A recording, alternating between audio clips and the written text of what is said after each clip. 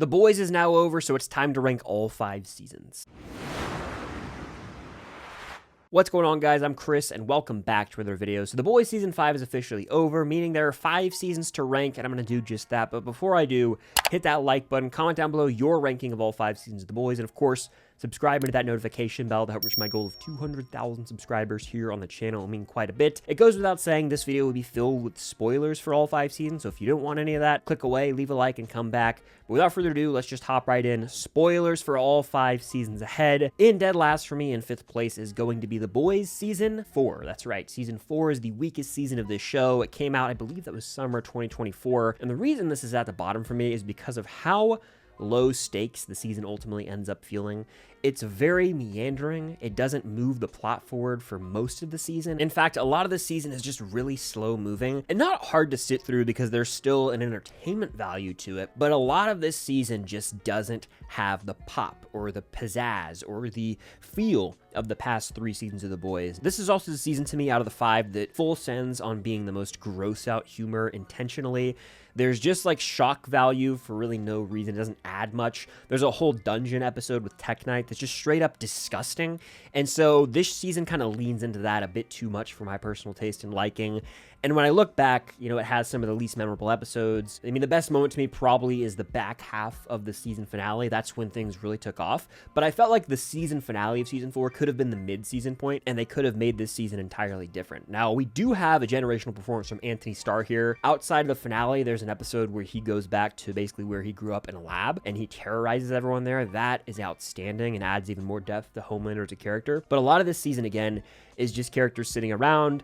I don't care at all for the direction they take Starlight and Hughie, especially with the, you know, clone getting involved, or rather the shapeshifter posing as Annie. It adds just some unnecessary beef to Starlight and Hughie that I just wasn't a fan of. And all around, this is the weakest season to me. I can confidently say that. I think most people will have this one at the bottom. It's just the least engaging, and unfortunately feels like we're just standing around waiting for the finale for most of the season. Even on rewatch, that is felt. Season 5 is next up for me. I thought they landed the plane. That's the most important task that a final season of show has, is to stick the landing, and they did that.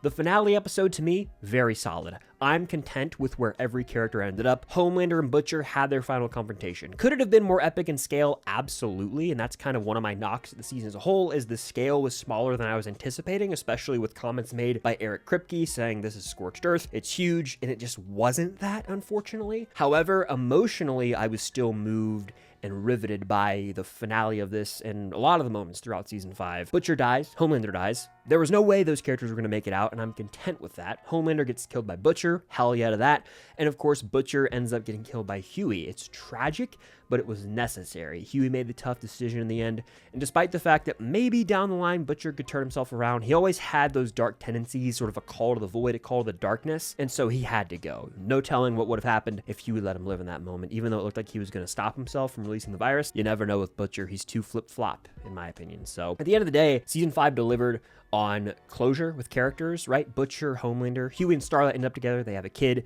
Even in the premiere episode, which is the second best episode or the best episode of the whole season to me, we open with a bang as there's a whole on prison break. A-Train is there and he sacrifices himself, bringing his character arc full circle. So this season understood how to land the plane with characters. There was no assassination of characters. They didn't butcher anyone. Oi.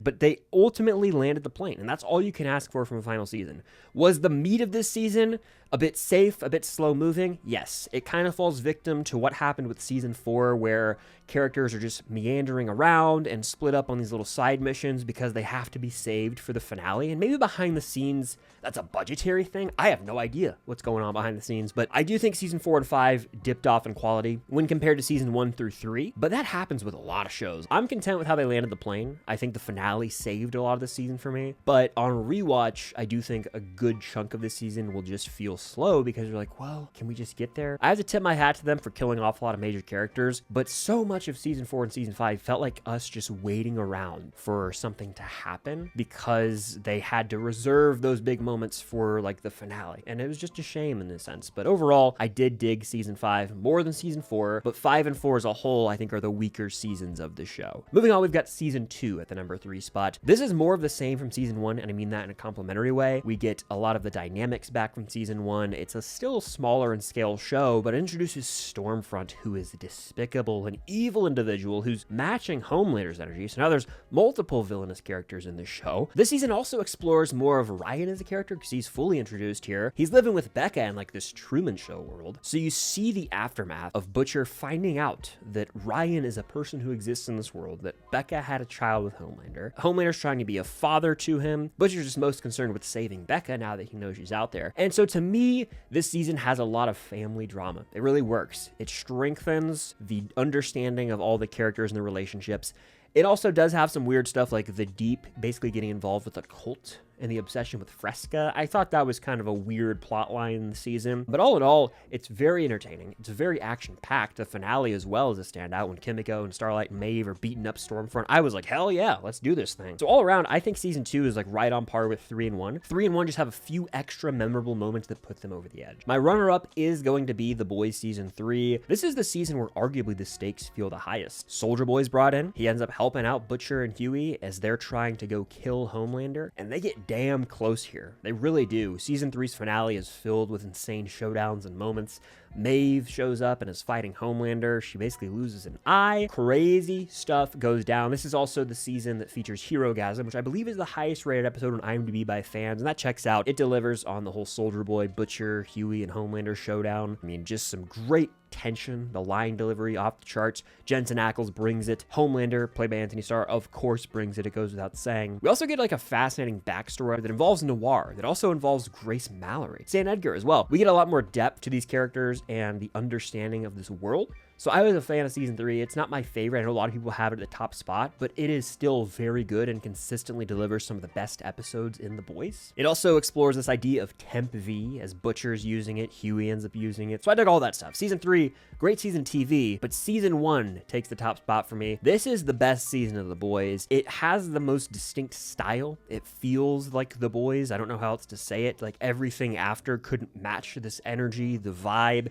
It's the smallest in scale, but really, you feel the most tension here. In like the first 2 episodes, Butcher and Hughie work together. They have a soup in Translucent. Killing him is like the biggest deal ever. But Homelander is the most feared here. It feels like there is no hope in this world. They're just trying to take him down. He is straight up evil Superman. And this is also when the show's premise was at its simplest, because it is straight up just parodying Marvel and DC, these big superhero properties. It is straight up parodying that unashamedly, and it owns that. The show kind of got away from being a parody as it went on and kind of turned into its own little cinematic universe, which is ironic in a sense. However, this season is before it got too big in scale, too grand, and expanded the world too much. So it feels charming in retrospect when you go back and watch it. Those first 2 episodes, I mean, it's unreal what they're able to pull off with the whole fight at the end of the first episode where Butcher spits blood on Translucent and they're fighting with all the equipment as Butcher drives through the window. Like, that's all like episode 1. Episode 2 carries over a lot of that momentum. Starlight is here and you get to see her full-on backstory. There's the confrontation at the track where Butcher looks up at Homelander. Really well shot. Even like the color grading and just the overall look and straight up vibe of this season stand on its own as the best to me. The season 1 finale also left my jaw on the floor when we see Becca alive and Homelander has a kid with her. All that stuff shocked me. I was fully locked in season 1. It sold me on this show. And for like the first 5 episodes, each character gets their own intro. We get his backstory. We get Frenchie, his backstory. Kimiko shows up. The formation of the boys is there. It's really an origin story, and I'm a sucker for an origin done right. Seeing the formation of the boys squad is just special. Knowing the journey they go on through the rest of the 4 seasons helps out tremendously when you go back and rewatch season 1 also. But to me, season 1 of the boys is the best season. It sold me on the show. Like I said, it's got its unique style and distinct voice that makes it stand apart from the other 5 seasons. It is a special season to me and the best of the 5. But what is your ranking of all 5 seasons of The Boys? Let me know in the comments down below, and of course hit that like button, subscribe and hit that notification bell, and be on the lookout for more videos coming very soon. But thank you guys as always for watching, and until next time, I'll see you guys later.